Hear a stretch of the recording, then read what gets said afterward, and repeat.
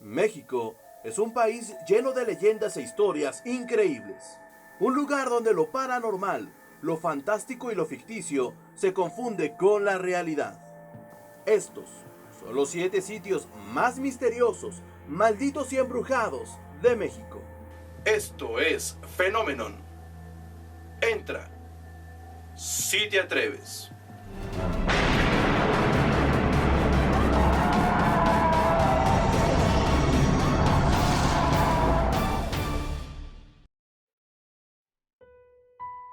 Ubicado en Guadalajara, Jalisco, el Panteón de Belén estuvo activo apenas de 1846 a 1896, tiempo suficiente para generar una fama paranormal que prevalece hasta nuestros días. La tumba del niño Ignacio Torres Altamirano es la más popular del lugar. La historia cuenta que el pequeño Ignacio le tenía miedo a la oscuridad, al grado de provocarle un terror incontrolable. Para solucionarlo, sus padres colocaban velas para iluminar su habitación y calmar su miedo. Pero un día que sus padres salieron de noche, un extraño viento apagó las velas y el terror del niño fue tal que murió, seguramente de un infarto. Ahí comienza la historia. Al día siguiente de ser enterrado, el ataúd amaneció fuera de la tierra. Al principio, se culpó a los saqueadores de tumbas y se procedió a nuevamente enterrar el ataúd. Pero al día siguiente, el féretro volvió a amanecer desenterrado. Y al día siguiente, y al día siguiente. Cuando la madre del niño se enteró, recordó el miedo de su hijo a la oscuridad. Así que construyeron un ataúd externo, hecho de piedra, para que su hijo pudiera descansar en paz. Los que hoy visitan el panteón llevan juguetes, dulces y pelotas al niño. Pequeñas ofrendas para que el alma de esta inocente criatura descanse en paz. El panteón también alberga la tumba de un supuesto vampiro. Una historia escalofriante que vale la pena desarrollar a profundidad, pero en otra ocasión. Ubicada en la tercera sección del bosque de Chapultepec y a un costado del Panteón Civil de Dolores, la casa de la tía Toña es uno de los lugares más macabros de la capital mexicana. La leyenda cuenta que en esta lujosa casa vivió una anciana mujer, acaudalada y sin familia, quien a raíz de su soledad decidió recoger niños de la calle para brindarles un techo y comida. Por desgracia, algunos muchachos se enteraron que la anciana ocultaba una importante cantidad de dinero en ese lugar y decidieron robarlo. Sin embargo, la mujer los descubrió. Los jóvenes, en un arranque de insensatez y de codicia, robaron el dinero y asesinaron a la anciana. Se cuenta que durante mucho tiempo la casa estuvo abandonada y completamente deshabitada, ya que ni los propios vagabundos se atrevían a entrar, pues aseguraban que un fantasma los echaba de la casa. Muchos aseguran que en dicho lugar se siente un ambiente muy pesado o que se escucha el lamento de una anciana. Los pocos que lograron entrar afirmaron que el terror se apoderó de ellos y simplemente tuvieron que salir corriendo.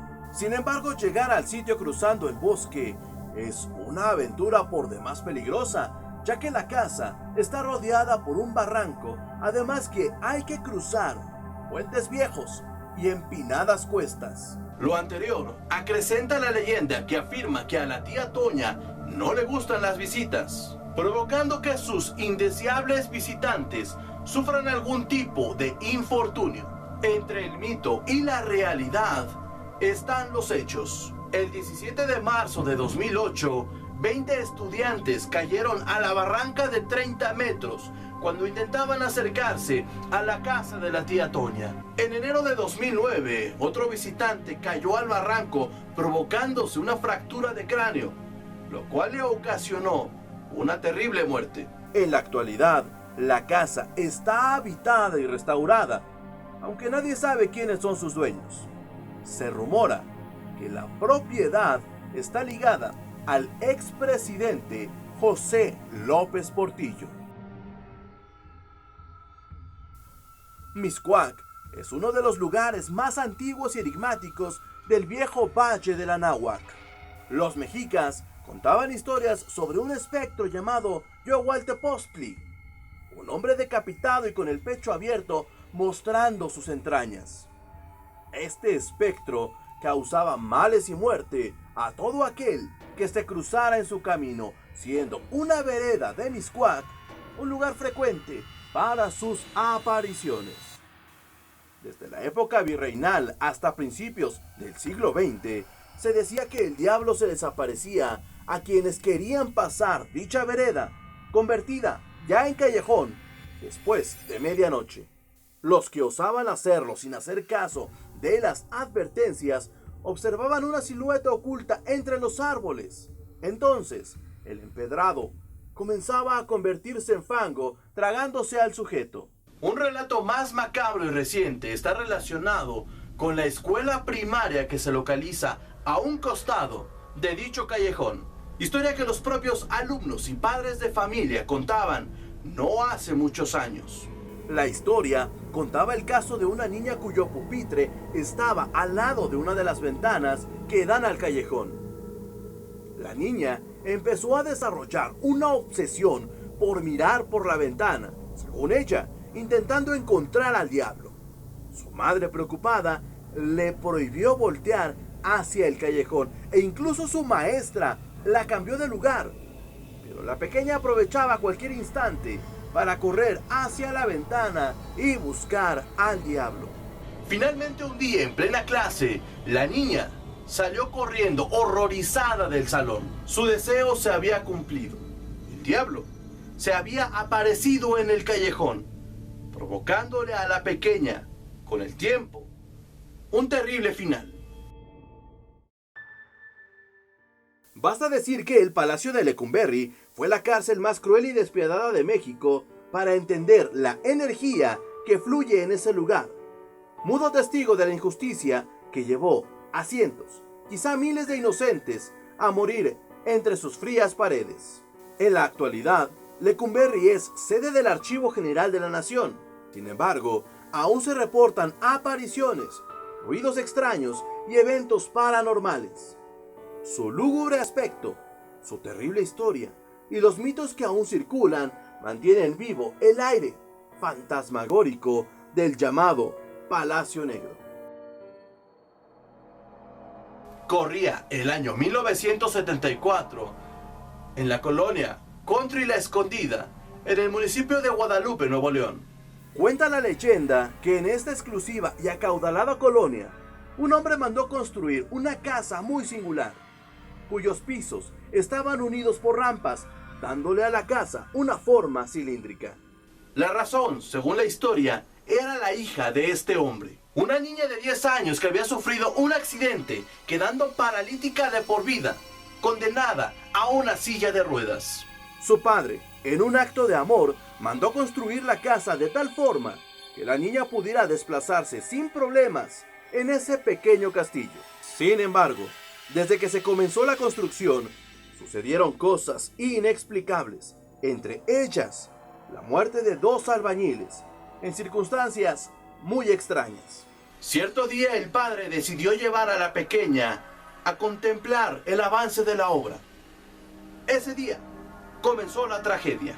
En un descuido, la silla de la niña quedó sin vigilancia, provocando que la niña bajara por una de las rampas sin control, proyectando a la silla y a la pequeña directo hacia uno de los enormes ventanales, aún sin terminar.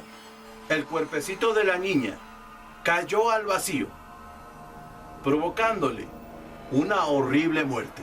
Víctima del dolor, su padre se sumió en una enorme depresión que lo llevó primero al alcoholismo y luego al suicidio. Algunos afirman que años después, una joven pareja intentó comprar la propiedad, fascinados por el lugar. Sin embargo, el día que fueron a ver la casa, llevaron a su pequeño hijo, quien, cuenta la leyenda, comenzó a correr sin sentido alguno hasta arrojarse por la misma ventana por la que había caído la primera niña. Los lugareños hablan también de un joven seminarista que visitó la casa por pura casualidad.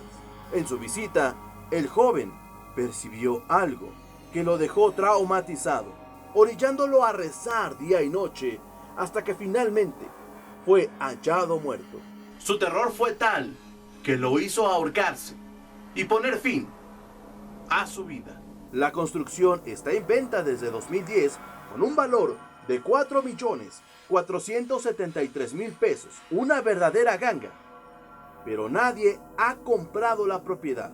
En buena parte, por esta leyenda de la cual cabe destacar, no existe un solo indicio en documentos oficiales, al menos de los supuestos decesos. Xochimilco, al sur de la Ciudad de México. Un lugar mágico lleno de canales, pequeñas islas llamadas chinampas y, por supuesto, lugares increíbles. Uno de ellos es la llamada Isla de las Muñecas. Este macabro lugar fue el hogar de Julián Santana Barrera, un hombre que se autorrecluyó en esta isla por 25 años hasta el día de su muerte. Cuentan que un día, mientras Julián sembraba en su chinampa, una joven cayó al agua y murió ahogada. En ese instante, la vida de don Julián cambió para siempre. A partir de ese día, el espíritu de la joven comenzó a penar en la zona, acosando principalmente a don Julián, quien cayó en la desgracia al grado de incluso llegar a pedir limosna. Cierto día, Julián encontró una muñeca flotando en el canal. El hombre sacó la muñeca y la colgó en uno de los árboles de su pequeña isla. Al hacerlo, sintió que dicho objeto le brindaba cierta protección.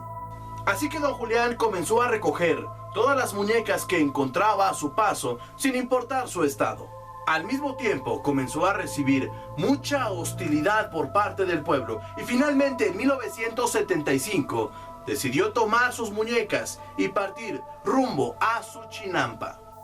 Las muñecas fueron colgadas por toda la isla, pues Julián creía que lo protegían de los espíritus, además de ayudarle a tener una buena cosecha, hacerle compañía e incluso, decía, platicaban con él. Así pasó Julián Santana 25 años, sin más contacto con el mundo que su sobrino, rodeado de sus enigmáticas y macabras muñecas. Finalmente, el martes 17 de abril de 2001, murió Julián Santana, de 80 años de edad. Días antes se le podía observar cantando, utilizando una guitarra sin cuerdas. La razón era perturbadora. Don Julián afirmaba que una sirena quería llevárselo. El día de su muerte, Julián estaba intentando atrapar un pez, mientras su sobrino lo visitaba. Al escapar el pez, surgió nuevamente el relato de la sirena, quien, a decir del anciano, había estado llamándolo para llevárselo. Su sobrino se retiró unos instantes y al regresar encontró el cuerpo de Julián Santana ahogado, justo en el preciso sitio donde hace décadas la joven murió ahogada, la joven que comenzó esta historia. El propio sobrino de Julián, que cuida la isla hoy en día, afirma que las muñecas tienen algo sobrenatural. De vez en cuando alguna muñeca llora a pesar de no tener pilas o llevar años de no funcionar. Se dice incluso que quien ose tocar alguna muñeca sufrirá un cruel castigo, mismo que se vuelve terrible a quien profane a alguna de estas figuras. Una de ellas, la favorita de don Julián en vida, es adorada como una pequeña deidad. Turistas le ofrecen alguna ofrenda a cambio de algún milagro o favor. En Hermosillo, Sonora, existe una construcción abandonada que fuera hace muchos años un lujoso y exclusivo casino, según cuentan los más viejos. Corría el verano de 1957. Una jovencita y su novio decidieron asistir a un baile celebrado en ese lugar, pero como se trataba de una familia de buen nombre, los padres mandaron a la hermana mayor, que superaba los 30 años, como chaperona. En esos tiempos, las mujeres que rebasaban los 30 años eran consideradas solteronas. con pocas o nulas posibilidades de conseguir una pareja.